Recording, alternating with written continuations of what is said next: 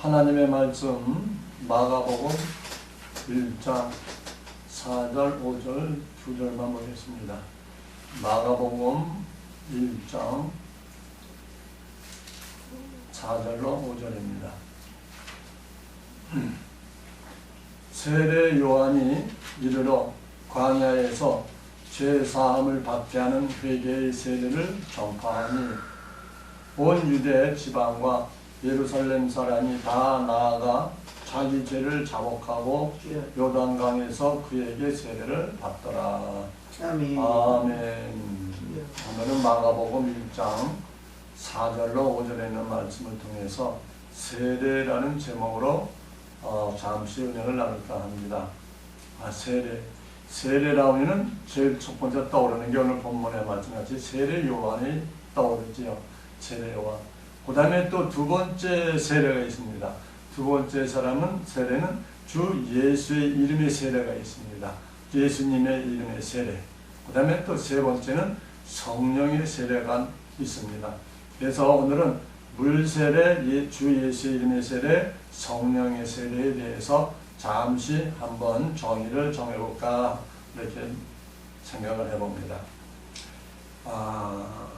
첫 번째로 물세례죠. 오늘 물세례는 세례 요한 본문에 이런 것 같이. 그럼 이 세례 요한이 구약 선지자 중에 맨 마지막 선지자로 세례 요한이 등장했었는데 맨 마지막 선지자로 등장해서 세례를 베풀었어요. 무슨 세례?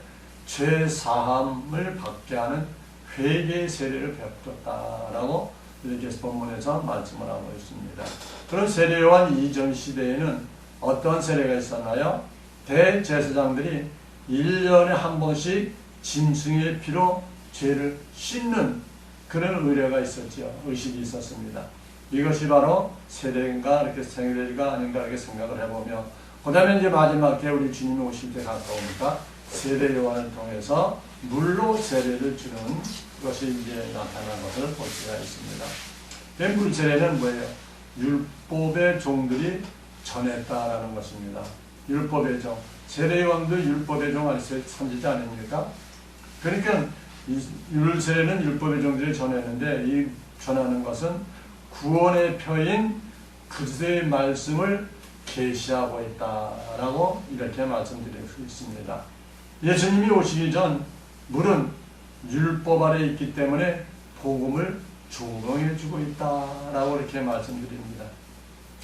물세례는 구원의 완성이 아니지만 예수님이 오시기 전까지 정결한 몸을 씻는 것이기에 율법을 따라야 했습니다. 예수님이 육신을 가지고 있기 때문에 율법을 완성하기 위해 물세례를 받으심으로 물세례의 끝이 예수님이신 것을 알 수 있습니다. 우리 예수님이 맨 마지막으로 물세례를 받으셨습니다. 예수님이 하나님의 어린 양이고 구원주시며 복음의 참빛임을 세례 요한은 증거하면서 율법 시대는 마치고 세례 요한이 순교당하며 물세례는 끝이 나고 복음의 시대가 열 것을 세례 요한을 통해서 우리에게 알려주고 있습니다. 세례 요한이 마태복음 3장 11절 이하에 보면 이렇게 말씀합니다. 나는 너희로 회개케 하기 위하여 물로 세례를 주거니와 내 뒤에 오시는 이는 나보다 능력이 많으시니 나는 그의 신을 들기도 감당치 못하겠노라.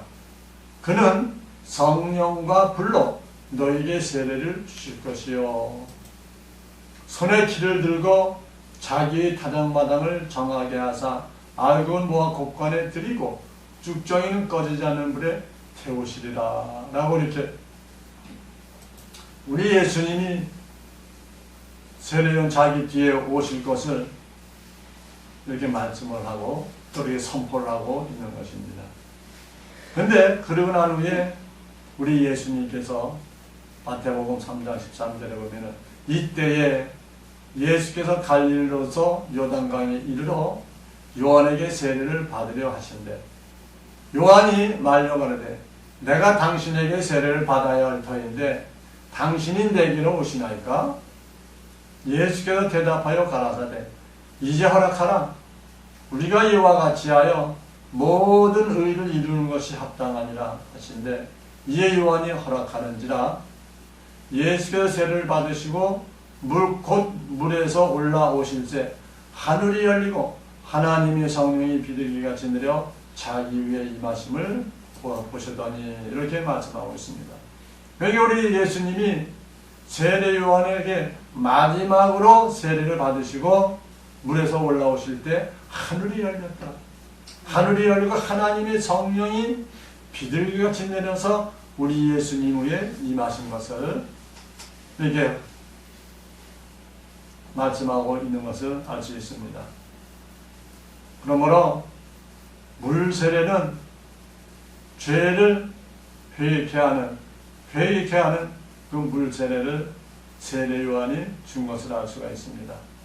그런데 이것은 이렇게 간단했지만 우리 예수님이 세례를 받으시고 요단강에서 올라오실 때에 성령이 비둘기같이 내려서 우리 예수님의 임함으로 이제 물 세례는 끝이 나고 이제 뭐예요? 이제 예수님의 이름이 또 세례를 주는 것이 이제 또 시작이 되는 것을 볼 수가 있습니다. 그런데 오늘 예수님의 이름 세례는 예수님이 준 것이 아니라 예수님의 제자들이 세례를 주었더라라고 기록하고 있습니다. 그런데 잠깐 세례 요한이가 중복이 되는 것이 있습니다. 왜 그랬을까요? 우리 세례 요한이 순교를 당해야 되는데 순교 당하기 전까지는 세례를 준 것을 알 수 있습니다. 두 번째로 주 예수의 이름의 세례에 대해서 잠시 알아볼까 합니다. 사도행전 8장 16절에 보면 이렇게 말합니다. 이는 아직 한 사람에게도 성령 내리신 일이 없고 오직 주 예수의 이름으로 세례만 받을 뿐이다 라고 이렇게 기록하고 있습니다. 그러니까 성령이 임하지 않을 때까지는 제자들이 어떻게 예수의 이름으로 주 예수의 이름으로 회개의 세례를 주었더라라는 것이 여기 기록이 되어 있습니다. 예수님은 요단강에서 성령 세례를 받으시고 아들의 명분으로 세워진 것을 우리는 성경을 통해서 잘 읽어봤습니다. 새 언약의 말씀이 도래했음을 알리셨습니다. 예수의 이름으로 구원의 완성을 이루신 것을 알 수가 있습니다. 율법에서 복음으로 시대가 바뀌는 거죠. 또 물세례가 세해지고 예수의 이름이 강성해지기 시작하는 시기였다라는 것입니다. 예수의 이름으로 세례를 줄 때 죄사함이 일어나는 것을 알 수가 있습니다. 그래서 요한복음 3장 22절에 보면 이렇게 말합니다. 이후에 예수께서 제자들과 유대 땅으로 가서 거기 함께 유하시며 세례를 주시더라. 여기서 보니까 예수님께서 세례 받으시고 난 후에 제자들과 유대 땅으로 가서 거기 함께 유하셨더라. 유하시면서 세례를 주셨더라 라고 말합니다. 요한도 살렘강가 매넌에서 세례를 주니 거기 물들이 많으니라. 사람들이 와서 세례를 받더라. 그러니까 우리 예수님이 세례를 주고 있을 때 예수님 준 것이 아니라 제자들을 시켜서 세례를 주고 있을 때 요한도 살렘 가까운 곳에 매넌에서 세례를 주고 있었더라라고 이렇게 기록을 합니다. 그런데 요한복음 4장 1절에 보면은 예수의 제자를 삼고 세례를 주는 것이 요한보다 많다는 말을 바리새인들이 들은 줄을 주께서 아신지라. 예수께서 친히 세례를 주신 것이 아니요 제자들이 준 것이다 라고 요한복음 4장 2절에 이렇게 말씀합니다. 율법 아래 있는 자들 가운데 아들의 명분으로 세워진 제자들은 아직은 성령을 받지 않은 상태였다라는 것을 알 수 있습니다. 그 성령의 세례를 받지 않은 상태에서는 뭐요? 예수의 이름으로 세례를 준 것을 알 수 있어요. 고린도서 2장 11절에 보니까 또 그 안에서 너희가 손으로 하지 아니하는 할례를 받았으니 곧 육적 몸을 벗는 것이요 그리스도의 할례니라 라고 이렇게 말합니다. 손으로 하지 않은 할례를 받았으니 곧 육적 몸을 받는 것이다. 우리 예수의 이름으로는 세례받는 건 육적의 몸을 받는 것이다. 그것이 곧 그리스도의 할례라고 말하고 있습니다. 그럼 예수님의 이름의 죄사함을 한번 알아보겠습니다. 예수님의 말씀을 믿음으로 육적 몸을 벗을 때 죄사함이 일어난다는 것입니다. 회개에 합당한 구원의 표를 받아야 할 것을 말씀하고 있습니다. 예수님의 피로 씻어야 합니다. 예수님을 믿으려고 해도 내가 믿을 수가 없어요. 내 마음대로. 왜요? 하나님의 정에는 그런 자만이 예수의 세례를 받을 수가 있습니다. 회개할 수가 있다는 얘기입니다. 그러나 우리가 이렇게 예수님의 이름으로 회개하고 세례를 받는 것도 하나님의 큰 은혜다라고 말씀드릴 수 있지요. 레위기 26장 10절에 보면 너희는 오래 두었던 묵은 곡식을 먹다가 새 곡식을 일하여 묵은 곡식을 지우게 될 것이다 라고 말합니다. 이 말씀은 그 뭐예요? 혼의 생명들에게 하시는 말씀입니다. 묵은 곡식을 먹다가 새 곡식을 인하여 묵은 곡식을 지우게 될 것이다. 율법을 신앙생활하다가 우리 복음에 왔을 때 복음으로 인하여 율법은 치우게 될 것이다 라고 말하고 있는 것입니다. 묵은 곡식을 새 곡식으로 갈아입고 굵은 베옷을 입고 나와야 할 것을 이야기하는 것입니다. 이것이 곧 회개에 합당한 구원의 표를 받는 것이지요. 말씀으로 씻어내는 때입니다. 죄사함에 임하게 됩니다. 말씀으로 씻어낼 때에 죄사함이 일어납니다. 곧 예수의 이름의 세례지요. 이럴 때에 우리는 예수의 세례가 우리에게 임하며 우리의 죄가 아주 싹 씻겨지는 놀라운 축복이 임하는 것을 알 수가 있습니다. 히브리서 9장 15절에 보면은 이를 인하여 그는 새 언약의 중보니 이는 첫 언약 때에 범한 죄를 촉하려고 주구사 부르심을 입은 자로 하여금 영원한 기업의 약속을 얻게 하려 하십니다 라고 말하고 있습니다. 곧 예수 이름의 본질은 새 언약의 중보자다. 새 언약의 중보자. 새 언약의 말씀이다 이 말이에요. 곧 천국 말씀을 가리키고 있는 것이죠. 요한복음 1장 1절에 태초에 말씀이 계시니라. 이 말씀이 하나님과 함께 계셨으니 이 말씀이 곧 하나님이시니라 라고 요한복음 1장 1절에 말씀을 하고 있습니다. 그러니까 이 말씀이 하나님이요 말씀이 곧 누구요? 우리 예수님이요 라고 이렇게 요한복음 1장 1절을 통해서 우리에게 알려주고 있습니다. 요한복음 4장 14절에 보니까 우리 예수님께서 말씀하십니다. 내가 주는 물을 먹는 자는 영원히 목마르지 아니하리니 나의 주는 물은 그 속에서 영생하도록 솟아나는 샘물이 되리라 라고 이렇게 말씀을 하고 있습니다. 영생하는 샘물. 우리 예수님이 하신 말씀이 영생하도록 솟아나는 샘물이 된다. 곧 생명수가 된다 이 말입니다. 영생하는 생명수가 된다. 우리의 죄를 씻어낼 수가 있는 영원한 영생하는 생명수가 우리 예수님 말씀 속에 있다는 얘기입니다. 우리의 생명을 부활의 생명으로 인도하는 영생하는 생명수다. 새 생명으로 부활시키는 영의 말씀인 것을 알 수가 있습니다. 그러면 우리는 예수님이 주는 물을 먹고 그 속에서 그 물 주는 물을 마심으로 목마르지 아니하며 항상 하나님의 말씀으로 가득 채워져서 우리 주님만 생각하고 말씀 안에서 우리가 신앙생활 할 때에 우리는 주님의 세례, 주 예수의 세례로 우리는 회개에 합당한 세례를 받고 죄성을 받아서 하나님의 영생하는 생명수로 오늘도 살아가고 우리 주님 오시는 그날까지 승리하는 우리 모두가 되기를 원합니다. 아멘. 세 번째로 성령 세례에서 잠깐보겠습니다.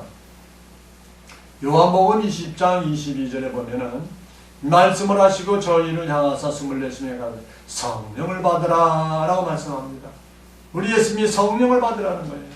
그러니까 성령의 세례를 받으라는 겁니다. 이것은 성령을 받으라는 건 제자들에게 하신 말씀이에요. 아무에게나 주는 게 아니에요. 성령에는 아무에게나 받는 것이 아니에요. 갈라디아서 3장 14절에 말합니다. 이는 그리스도 예수 안에서 아브라함의 복이 이방인에게 미치게 하고 또 우리로 하여금 믿음으로 말미암아 성령의 약속을 받게 하려 함이니라. 우리로 하여금 우리는 누구요? 성령 받을 자 하나님의 아들 하나님의 자녀들에게 성령의 약속을 허락하셨다. 우리 제자들에게 허락하신 것을 알 수가 있습니다. 또한 사도행전 1장 5절에 보면은 요한은 물로 세례를 베풀었으나 너희는 몇 날이 못되어 성령으로 세례를 받으리라 하셨느니라 라고 말씀하고 있습니다. 성령의 약속을 받은 자는 영이 순종할 수밖에 없어요. 우리는 성령의 세례를 받고 싶다고 받는 것이 아니요, 내가 받기 싫다고 안 받는 것이 아니다 이 말이에요. 약속을 받은, 성령의 약속을 받은 자는 내 영이 순종하게 된다라고 사도행전 1장 5절에 말씀을 하고 있는 것입니다. 또한 예수의 이름으로 죄를 사하는 권세가 임할 것을 요한복음 20장 23절에 말씀하고 있습니다. 너희가 네 죄든지 사하면 사해질 것이요 네 죄든지 그대로 두면 그대로 있으리라 하시니라 라고 말하고 있습니다. 그러니까 예수의 이름으로 죄를 사하는 권세가 임하게 된다 이 말이에요. 누가? 너희는 하나님의 약속을 받은 자들은, 그래서 그 받은 자들은 천국보험을 열방에 선포하는 그런 화목지체의 사명을 받게 되는 것입니다.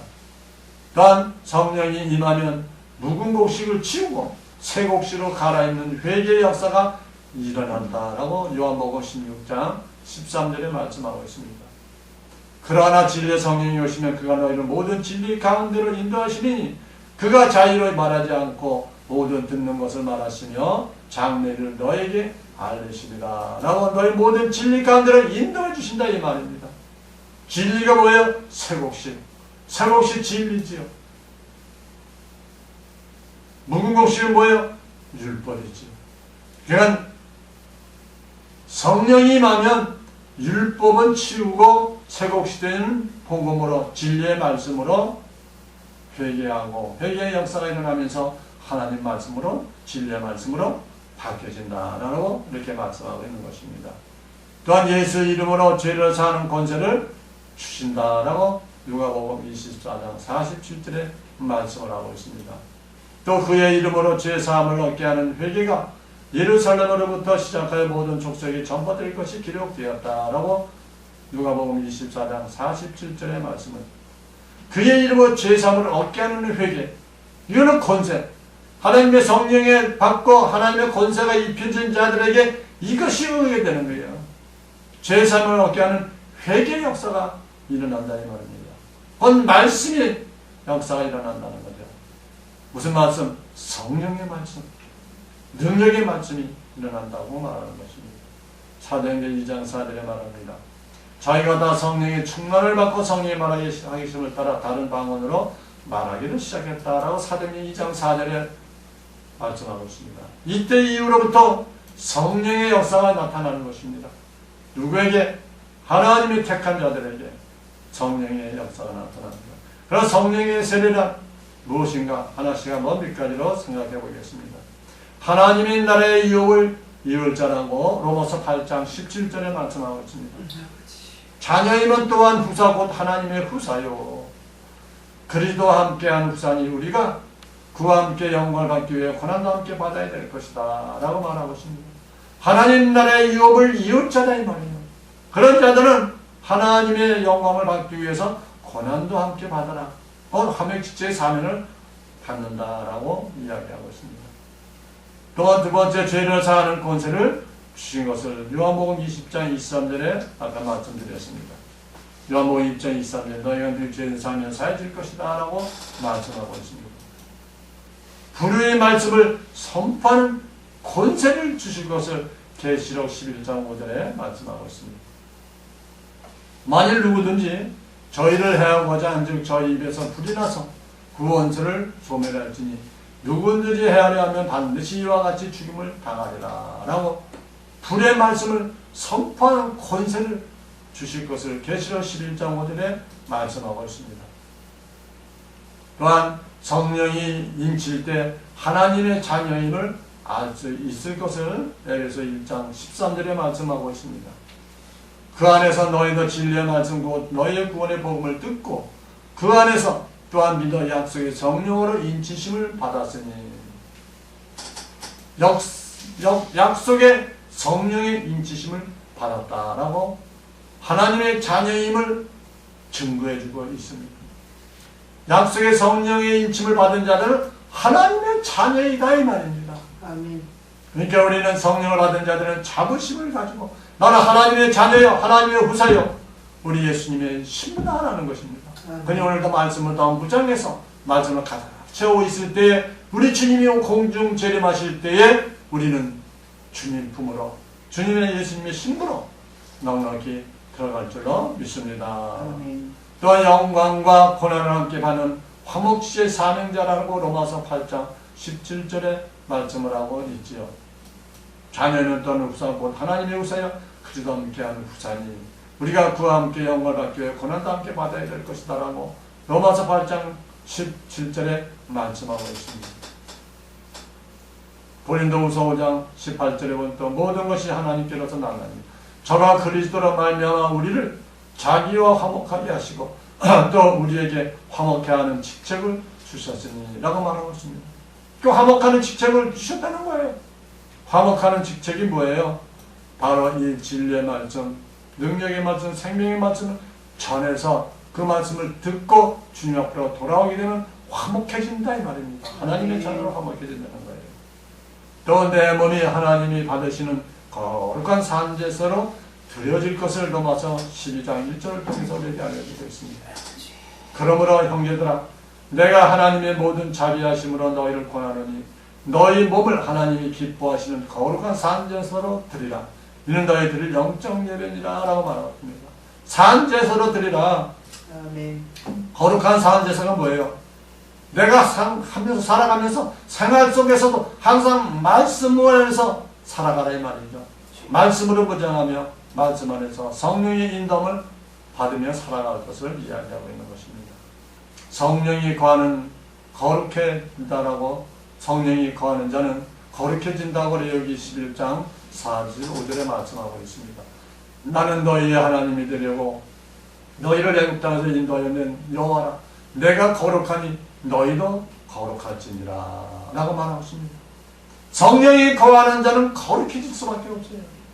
우리 하나님이 거룩하니까 우리도 하나님의 아들 아닙니까? 우리 예수님의 제자 아닙니까? 예수님의 후사이기 때문에 우리도 거룩하신 우리 예수님이 따라서 우리도 거룩해질 수가 있다. 아무나 거룩해지는 거 아니면 성령이 임한 자들, 성령으로 사는 자들, 성령으로 인도를 받는 자들. 그래서 성령께서 말씀으로 조명할 때 거룩 착한 자가 될 수가 있다라는 것입니다. 성령께서 말씀으로 내 심령에 조명해 줄 때 그때 비로소 내가 거룩한 자가 되고 하나님의 후사가 되고 하나님의 자녀가 되는 거예요. 입술에서 머릿속에서만 말씀으로 절절절절 웬다고 해서 거룩한 자가 되는 것이 아니라 성령님께서 말씀으로 나에게 조명해 줄 때, 알려줄 때, 깨우쳐 줄 때, 깨달아질 때, 그 말씀을 붙잡고 아멘 할 때 우리는 거룩해지는 우리 모두가 되기를 원합니다. 아멘. 하나님 아버지 감사합니다. 오늘도 변함없이 우리를 사랑하시고 축복하셔서 오늘도 세례라는 제목으로 잠시 은혜를 나눴사오니 우리는 세례를 받되 우리는 주 아버지 예수 이름에 죄사함의 세례를 받고 나면 선물로 성령을 주신다 했사오니 성령의 세례까지 받고 성령의 충만을 받아서 우리는 하나님과 같이 거룩한 자가 되어서 우리 예수 그리스도 강림하실 때 그 안에 우리 예수님 품에 안기는 거룩한 자가 될 수 있도록 우리를 지적해 주시고 도와주셨길 그리고 바라오며 예수 그리스도의 이름으로 기도하옵나이다. 아멘.